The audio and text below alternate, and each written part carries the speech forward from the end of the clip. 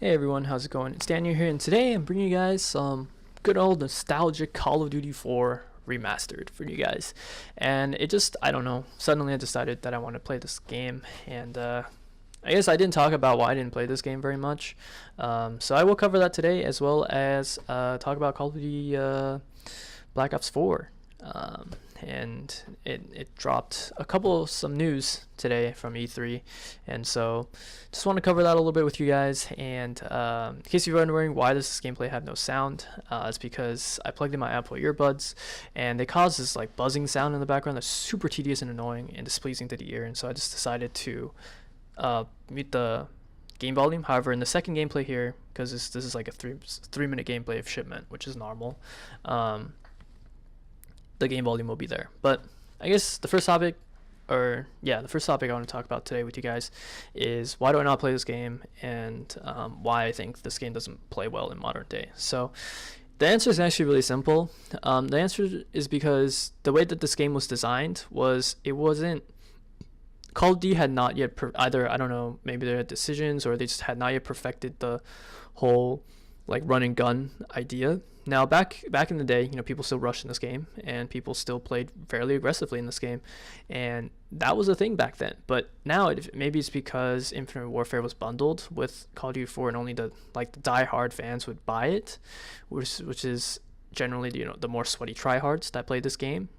And even though they did release it as a standalone later on, I don't think that many people bought it, or even the people that did were more just nostalgic fans. And then in that case, they're still pretty diehard Call of Duty fans. And so the people that play this generally just camp super hard.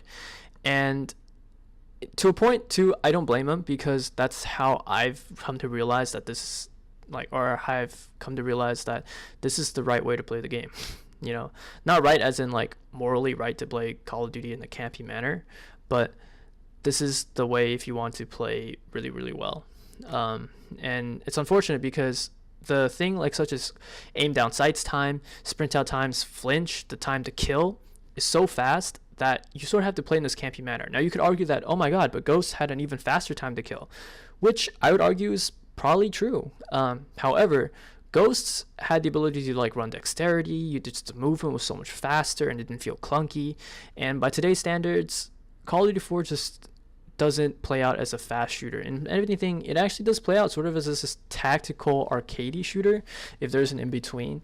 You kind of have to be pre-aimed down your sights around corners, be ready for people that come, and then really just find a place to settle down and oversee the maximum distance of the map for you to really gain any sort of advantage on your opponents. Now you could say that, oh, I enjoy Call of Duty and be tactical, but let's be honest, Call of Duty was never meant to be tactical.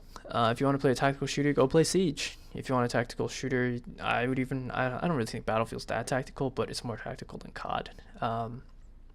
And COD just doesn't belong in the tactical shooter category, and that's why can be a little bit spectacle about Black Ops 4, but that's a topic for another day. But it's because of how rewarding it is to be a camper. If you basically just head glitch, you just knock out the guy, they die super quickly, and if you're shot first, you're pretty much screwed. Especially if you're caught running, you're dunzos. There's no chance for you to outgun that guy. Now, if you're shot first, you should die. I agree with that. However, if two people are running and one person's walking, the rusher has no chance whatsoever. If a rusher sees a corner camper should be able to kill him if he has any sort of decent skill. If he has any sort of thumbs, he's screwed. The rusher's screwed, that is. And so that's why I just think this game's not very fun for me. From a guy who's very used to just jumping, wall running, and trying to get into the enemy's faces as much as possible in Black Ops 3. Or even in World War II, it's just not very enjoyable for me. Even World War II, you could still rush into people and you could still shoot people out of head glitches. And look at these two guys, dude. They're literally just watching windows. Later on, you're gonna see I'm gonna get killed by corner campers multiple times. They're just gonna sit in corners, and then I'm just like, what the fuck, dude. Now I got lucky with the third kill to make it a triple, because I have no idea. That guy must have been hella weak. But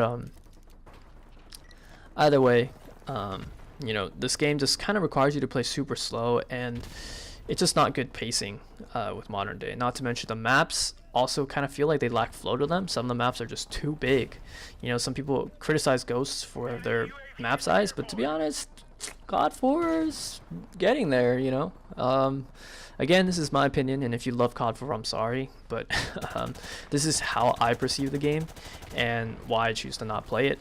Now, there are good sides, you know. I enjoy the guns. I feel the guns feel very unique. You know, the COD 4 has this very, I don't know, unique sort of like gunplay almost. I just like the way that the guns feel. I think they feel really, really great. And if you want my opinions on DLC guns, to be honest, I don't really care. I don't think I'm ever gonna get them, but they're not. I don't think they're overpowered to the point where they like truly bother me. Like M4 stopping power with me, and red dot sight. This feels good to me. I mean, just look at that, dude. I'm melting people. Given that I am sort of playing campy. I mean, you call me a camping bitch in this video, but that's how everyone plays. You know, I'm sure there are rushes out there, but unfortunately for me, I just haven't had very much luck. You know, and maybe I just gotta pre-aim around corners and stuff, but it just seems tedious to be running everywhere. So look at this guy, dude. Oh my goodness. But yeah, so that's really the main reason why. It's just, you know, you could argue that players are ruining it, and that's definitely a big reason why. But at the same time, you also have to realize that the game sort of like allows this type of thing to happen. You know, it allows for people to play slow because the game is slow. You know, and because of that, you really can't blame the player base too much. So I mean, I guess it's a 50-50 type of blame, or you know, 60-40, 60 being the game. But you know, it's unfortunate. Not to mention too, the people that generally buy this game are more diehard COD fans, and so generally more sweaty people. So that doesn't help the case at all either. But I mean, look at this guy too. You know, what is he doing? But I mean, at the end of the day, it's I guess it also goes into foreshadowing, you know, how future remasters may go. Now, Black Ops 2, it might be better. And if people still click campy in that game, I can't help it. I think the game generally played out decently well. But it just depends on how much the tryhards are willing to, you know, dump into it, I guess. It all depends, really. But you know, personally for me, I still want to see Modern Warfare 3 remastered. I don't really want to see Modern Warfare 2. That game will kind of plays out similarly to this game, and so sure, they introduce new things, but I think Modern Warfare 3 will play out a little better than Modern Warfare 2, simply because Modern Warfare 2 has some very game-breaking problems that Modern Warfare 3 didn't really have.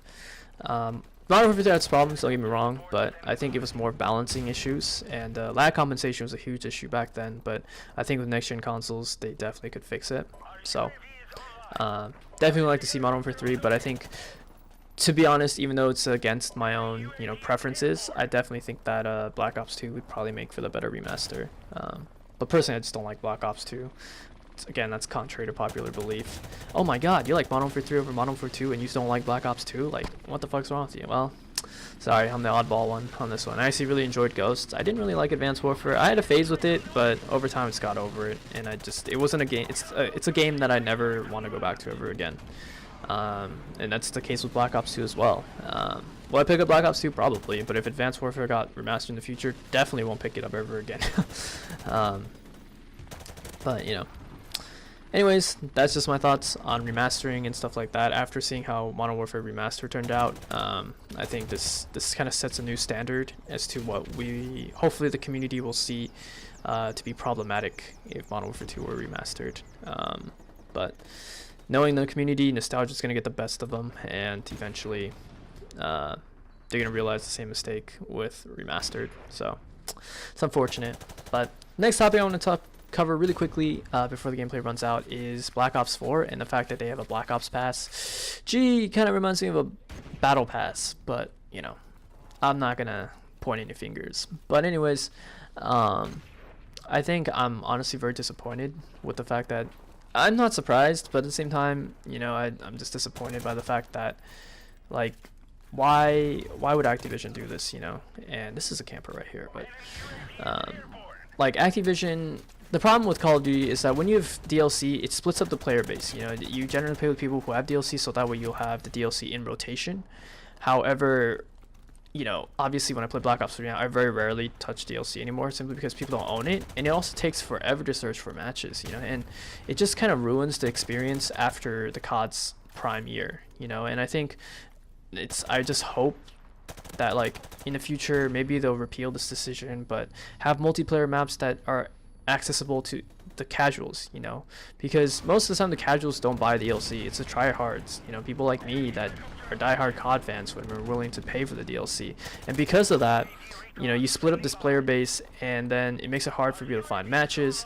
And then, you know, when the COD's prime year is over, finding matches is way more difficult. And if you want, and there's no chance for you to play on DLC maps whatsoever. You know, I can't remember the last time I was able to consistently play on a DLC map more than, you know, 3 times in one session, if even that, you know. And it makes me really sad. And look at this, I got this guy, and it takes him forever to, like, realize where I'm at too. But either way, you know, it just makes me sad. With zombies, I understand, you know, that's a completely different experience. It's a new experience, and so, you know, charging for zombies, I understand, especially when they're coming out with new maps, remastering 5.